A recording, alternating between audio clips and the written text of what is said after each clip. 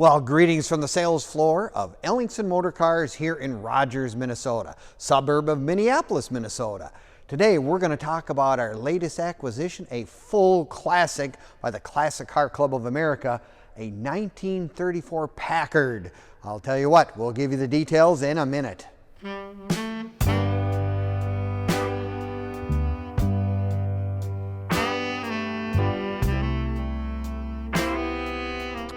Well, greetings from the sales floor of Ellingson Motorcars here in Rogers, Minnesota, suburb of Minneapolis, Minnesota. Today we're going to talk about one of our latest classic acquisitions, a 1934 Packard 1100 sedan, big straight 8 as they call it, right here in our sales floor. Absolutely beautiful car. Now you're going to want to watch this entire video from start to finish because we're going to do a walk around, we're going to do a cold start, we're going to give you more details of this truly classic car. Now you can click on the link in our description and it'll get you right to this car and all the wonderful pictures and description as well. Or you can visit www.ellingsonmotorcars.com and you can find all of our current inventory, which is close to 100 vehicles right at the moment, ranging from cars in the 20s all the way up into the 70s and beyond. So we have something for everybody's budget and taste at Ellingson Motorcars. But today, this is just one of those truly outstanding cars. Packard for 1934. They had just come off one of their best years in 1933, and they were still doing new innovations, coming out with new body styles, new improvements, if you will. And the looks of this car is such a classic. I love the radiator, Carburetor radiator cap, just absolutely is beautiful thing. I mean, it is just sets it apart from anything right from the start. Beautiful chrome headlights, the marker lights right here on the fenders. You know, the chrome on this car is just incredible. I mean, big bumpers. It was massive. Packard was a truly luxurious car in 1934. And you know, it's so hard to believe that they were working on all these cars during some of the toughest times of the Depression, and they were still coming out with these absolutely beautiful, beautiful cars that are sought by many collectors today. So anyway, as we had said, it's a Packard straight 8, beautiful restored motor, looks just the way it came in 1934. And lots of smoothness to these motors. I don't know, whatever. I think they've got more main bearings in these things than you can shake a fist at. But I mean, it just runs very, very smoothly. Now, in this day and age, one of the other things that they all had, many cars, you know, spare tires. Now, this car has dual side mounts. Roads in 1934 were suspect at best, and many a times you got a flat tire. Tires weren't like they were today. You had to change many a tire, and that's why they had a couple of extra ones on it. And what is the famous line that Packard asked the man who owns one? Now, that's a funny story. I asked my dad many years ago. I said, "Pa, did you ever see any of these cars up in northern Minnesota?" And he goes, "No. All we seen up here was Ford, Chevys, and Dodges." I mean, nobody had a car like this. This was prestige in 1934. And guess what? It still is today in our day and age as well. To have a car like this that's a true classic is just really something special. Beautiful, like I said, beautiful chrome all the way around. Does have the fog lamps in front. Wire wheels, of course. Big, tall tires. And the reason a lot of times they had these tall tires, they were much better to traverse bad roads or snow conditions, whatever. Hard to believe that this car would be driven in the winters, but you know, in its day and age, it was a car that you were driving. My guess is probably the owner of this car probably didn't drive it much because he probably had a chauffeur. Not necessarily the case, but it was one of the things that Packard was known for, having the high-end classic cars. You know, they made a little over 5,100 of these cars, and the survival rate, you just don't see very many of these today. It's just one of those things that it's just, and the color combination of this car too. That's the other thing. It is absolutely two-tone green with the beautiful pinstripe that goes down the body line and around the windows. Just really neat. Remember, in 1934, there was no such thing as air conditioning.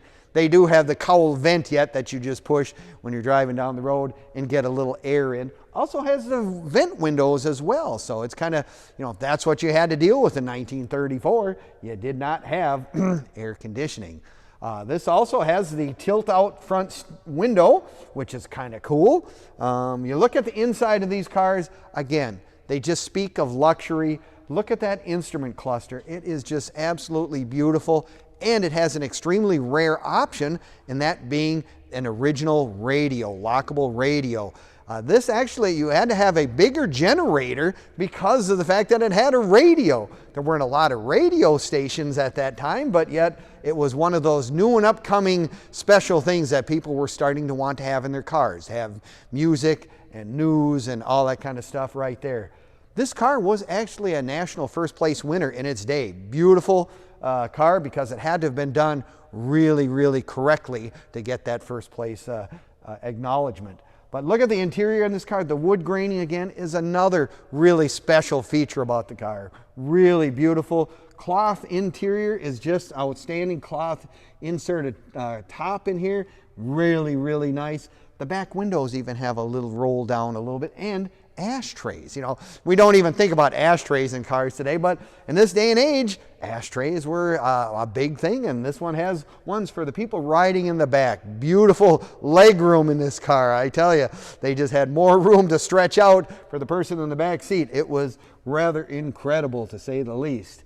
So yeah, it's just one of those cars that's just really, really special. Look at the back. You know, these cars didn't really have a quote-unquote trunk area, so you had a rack on the back that's where you put your trunk. And so the steamer trunk would be hauled in by the, when you go to the hotel or whatever, they would carry it and bring it into the hotel for you. That's where that came from. Like I said, it's got one other really neat little thing. The gas cap is hidden in the tail light. Now, we think the cars, they did that in the 50s. Well, this is 1934. If you look in front of the driver's side rear tail light, that's where the gas cap is. Kind of a hidden thing, just one of those little nuances that we find.